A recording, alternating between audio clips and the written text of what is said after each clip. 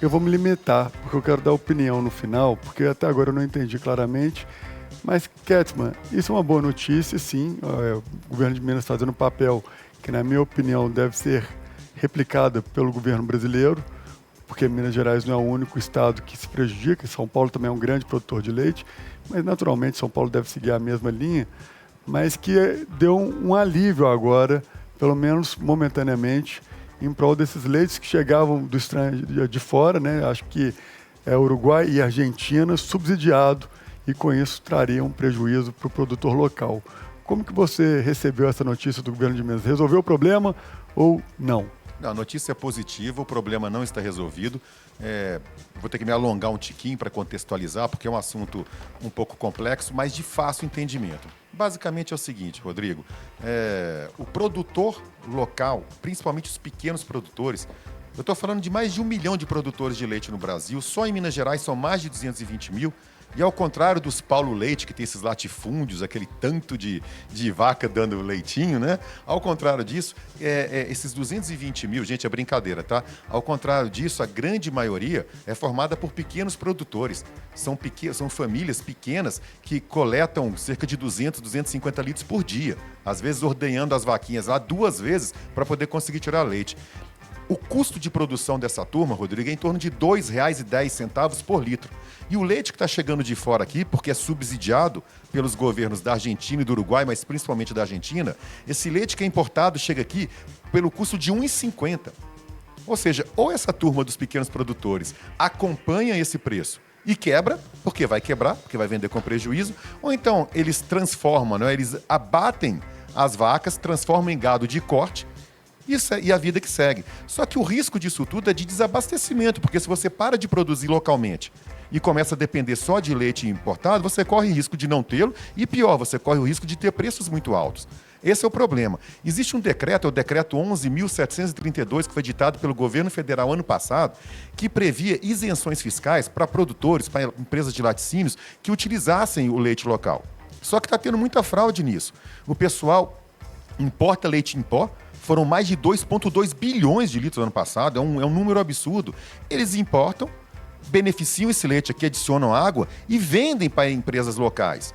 E isso precisa da fiscalização do governo federal. E é isso que a FAENG vem cobrando e o governo federal finge que não vê. Assim como o governo federal finge que não vê esse número absurdo de importação. Então, coube acertadamente ao governador Romeu Zema fazer o que ele pode fazer, que é mexer no ICMS local, mudando o regime tributário de quem está importando leite e tributando efetivamente essa importação, que é o que deveria ter acontecido e que é o que o governo brasileiro tem que batalhar. Só que é o seguinte, Rodrigo, existe um acordo no âmbito do Mercosul que prevê alíquota zero. Mas no âmbito do Mercosul também prevê esse combate ao dumping. Quando um governo subsidia a produção lá no seu país de origem, isso também está proibido pelo Mercosul. E o presidente Lula finge que não vê. Porque ele está obcecado nessa tal zona de comércio sul-sul, né? Ele quer integrar todo o hemisfério sul, achando que vai ser um líder global, e prefere o tempo todo ficar brigando com os produtores lá da União Europeia. Eu não estou dizendo que não tem que brigar, não, mas feche os olhos para o que está acontecendo aqui do lado, esmagando o produtor local, o pequeno produtor de leite nacional, principalmente o mineiro. Resumiu bem. Figueroa, complemente. Ô, Rodrigo e Ricardo, assim, só um primeiro ponto, eu gostaria de... Eu entendi a posição do Ricardo, eu discordo um pouquinho dessa classificação de pequeno produtor, grande produtor, porque a gente acompanha muito no interior de Minas, Rodrigo, com vários amigos, com o pessoal que produz, como que funciona esse dia a dia. Mas um ponto mais importante é explicar para as pessoas aquilo que o Ricardo disse. Esse leite em pó que vem do Uruguai, principalmente da Argentina, ele vem subsidiado, ou seja, o governo da Argentina banca uma parte desse preço, por isso que ele chega barato aqui.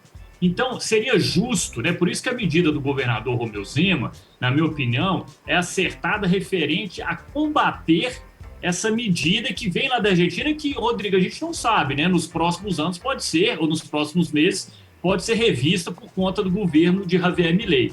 Mas, de imediato, para combater esse subsídio que vem do leite em pó, que é fornecido para a indústria, e a indústria produzir, né, os derivados do leite, em compensação, compra o leite da Argentina, né, porque é subsidiado por lá mais barato que o produtor está entregando aqui.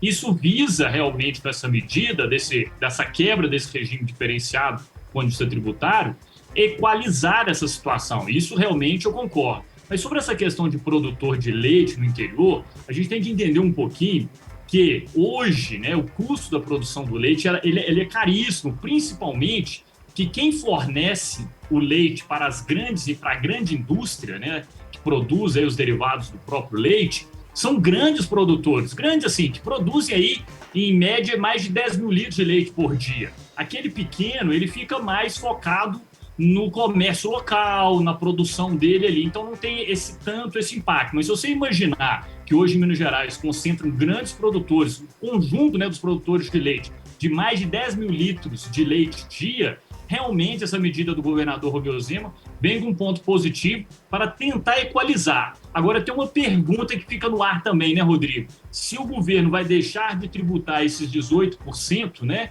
o que vai acontecer com ele?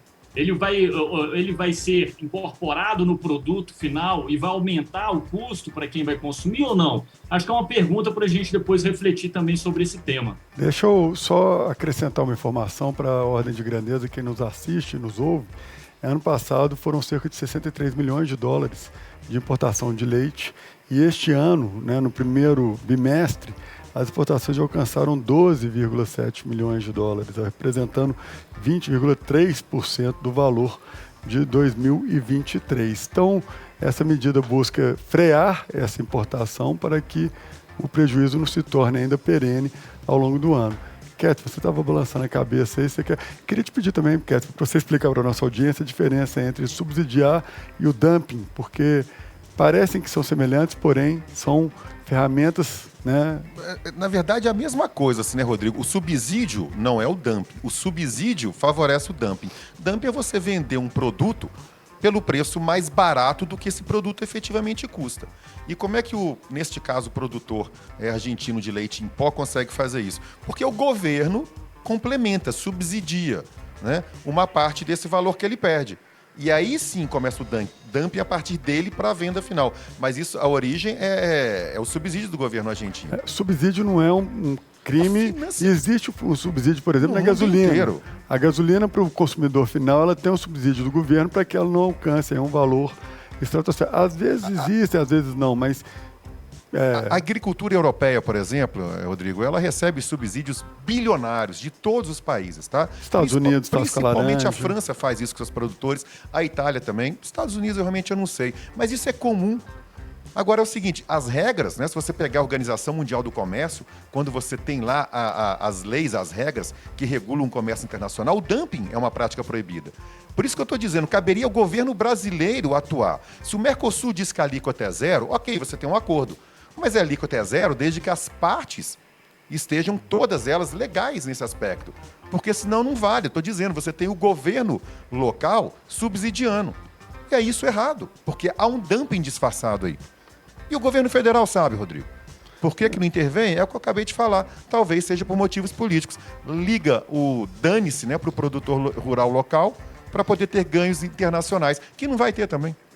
Eu voto que a partir de agora vai aparecer uma solução lá de fora, que ninguém quer ficar perdendo essa pauta, porque de fato, a gente está falando de Minas Gerais, gente, exemplo, o leite, mas você tem uma série de uma cadeia produtora que se preocupa, porque o mesmo pode ocorrer no café, pode ocorrer em outras áreas. Mas o pior é que isso já ocorre, Rodrigo, e o pior é que Minas Gerais, né, pela nossa vocação, Minas Gerais está sempre sendo penalizada, Rodrigo. A gente tem sofrido bastante com as importações da China, subsidiadas também pelo governo chinês, de produtos que chegam aqui mais baratos. Isso tem destruído a indústria local. A gente está sendo penalizado também no segmento da mineração. O aço que vem da China, que está sendo importado pelo Brasil, ele está muito abaixo do preço de produção local, porque ele é subsidiado também pelo governo chinês. E, puxa vida, a gente vê o tempo todo, a gente tem um presidente da FIENG aqui, o Flávio Rosco, alertando isso o tempo inteiro, como a gente teve agora o presidente da FAENG falando sobre o leite também. A gente teve outro dia, me fugiu o nome dele, acho que é Gustavo Werneck, eu posso estar enganado, me perdoe, o CEO da Gerdau, numa palestra brilhante, detalhando como o preço importado, como o preço do aço importado tem sido nocivo à indústria local. Mas parece que todo mundo fala, e quem decide de verdade, que é o governo federal, fecha os olhos e deixa o pau cantar.